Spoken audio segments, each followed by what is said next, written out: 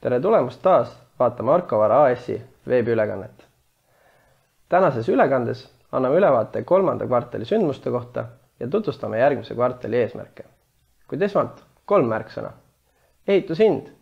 Materjalide hinnamõju on suuresti kadunud, kuid suurenev tööjõukulu hoiab ehitussektorit seni ettevaatlikuna. Päringud. Näeme päringute järk-järgulist tõusu ja nende ligikaudu 30% tõus viimases kvartalis ei ole tegelikult konverteerinud eelmüükideks. Bulgaaria. Bulgaaria kinnisvaraturg on aktiivsem kui Eestis. Seda tänu sellele, et Bulgaarias ei kehti Euribor, vaid baasintressid on seal madalamad tänu kehtivale kohalikule valuutale. Suvekuudel on harjumuspärane vähene aktiivsus kinnisvaraturul, kuid sel aastal seda Arkovara kohta öelda ei saa.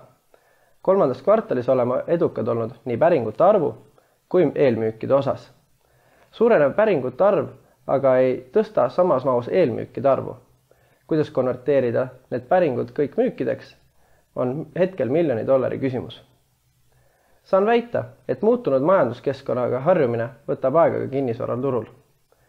Seda näitab üleüldine madal tehingute aktiivsus. Samas on Arkovara bilansi ja omakapitali suhe väga tervislikus seisundis, mis laseb meil jätkata kõikide arendustega vastavalt planeeritule. Sealjuures oleme sel aastal eelmüünud ligikaudu 17 miljoni euro eest kodusid, millest suurem osa lõppmüüke ootame ka selle aasta lõpuga.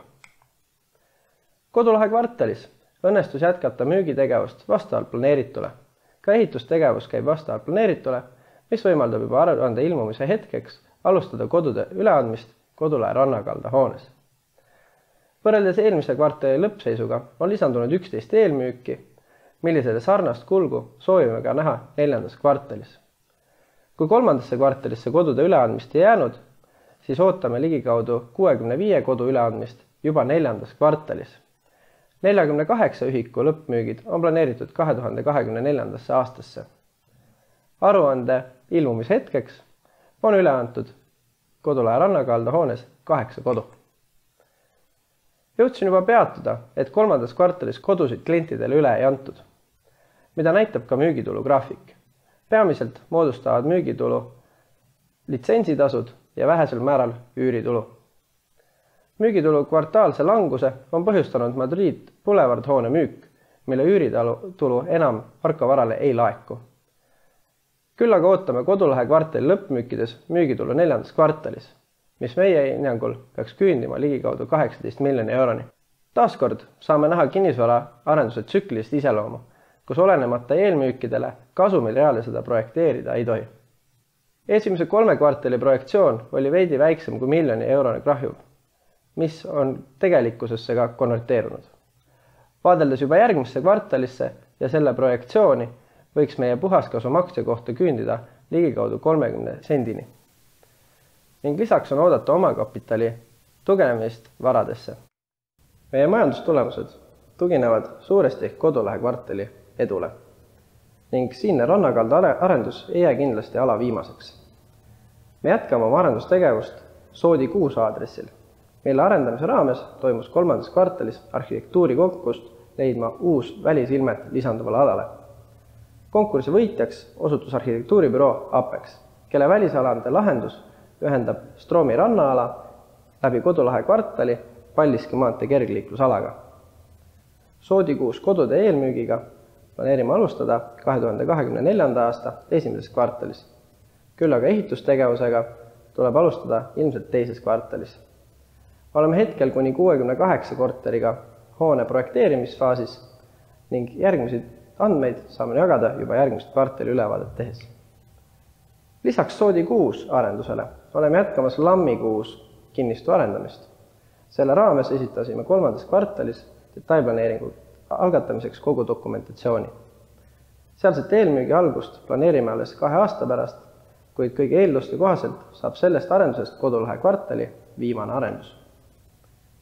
Eelmises kvartali kokkuvõttes tõin välja raamatupidamisliku eripära seoses Madrid Boulevard müügi struktuuri ja tähtaegadega, mis eelmise kvartali rahavood tegi väga positiivseks.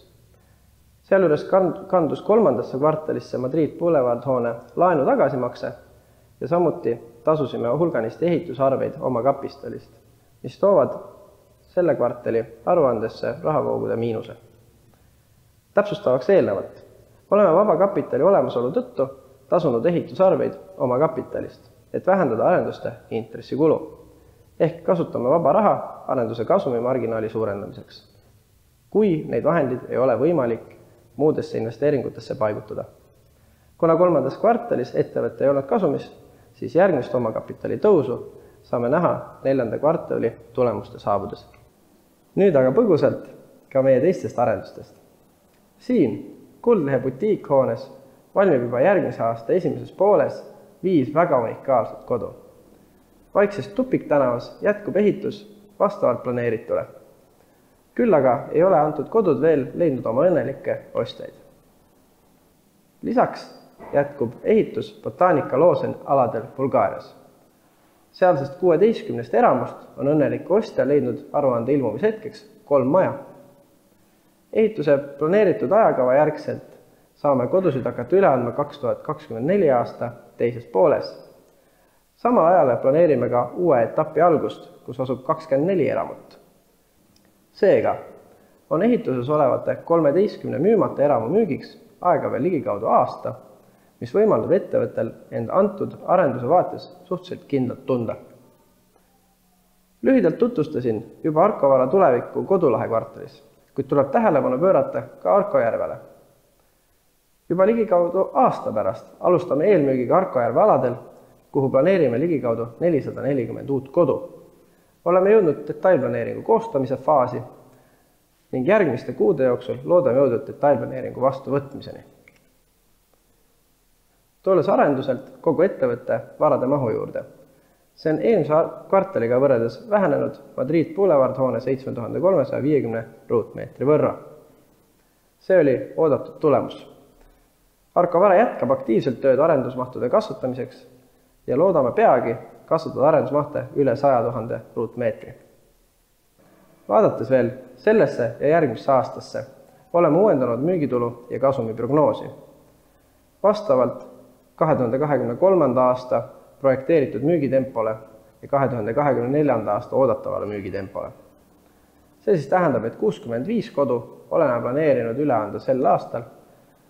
Ülejäänud Kodulahe kodud ja Botaanika Looseni valmimad majad planeerime üle anda 2024. aasta jooksul. Lisaks oleme uuendanud ka meie arendusgraafikut. Soodi 6 osas oleme lükanud ehituse eeldatav valguse 1 kvartali võrra edasi. Samuti jätkame vaatlemist Bulgaaria turu osas, kus Botaanika Looseni teise etapi alustamine on lükatud järgmise aasta 3. kvartalisse. Küll aga silmas pidades kindlasti esimese etapi eelmüüke. Sealjuures, kui esimese etapi eelmüügid peaksid oodatust kiiremini minema, oleme valmis ka ehitusloa taotlusega peatselt edasi minema. Ülejäänud arendusgraafik on muutmata ja Arkovara on kursil jõudmaks 200 kodu üleandmiseni igal aastal. Aitäh kuulamast ja kohtume taas juba 15. veebruaril 2024 aastal, kui ilmub Arkovara 4. kvartali aruanne. Suur tänu, nägemist!